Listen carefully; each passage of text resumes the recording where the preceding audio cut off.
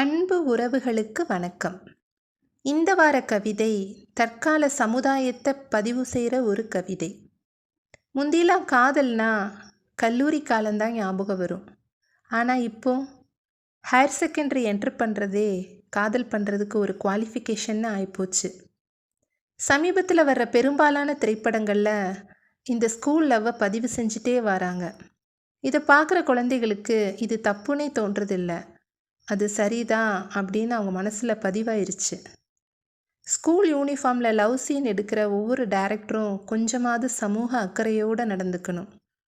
இப்படி ஒரு வலியை பதிவு செய்கிறது தான் இந்த கவிதை. இதோ உங்களுக்காக. அகம் புறமென பிரித்தான் தமிழன், அறம் பொருள் இன்பமென பகுத்தான் வள்ளுவன். ஆனால் இத்தலைமுறை எம்மக்கட்கோ அறமற்ற பொருளோடு இன்பமது அவசியமென அறிவற்று புறத்தை புறந்தள்ளி அகவாழ்வில் அகப்பட பள்ளி பருவத்திலேயே ஆசை.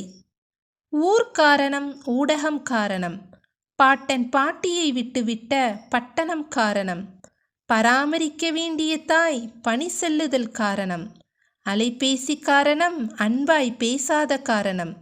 1000 சொன்னாலும் அரும்பும் முன்னே முட்டவிழ ஆசைப்பட்டு வெம்பி பழுத்த பழங்களாய் நம் பிஞ்சுகள் பாழாய் போவது நம் கண்முன்னே நிகழ்வது காணக்கொடுமை காலக்கொடுமை.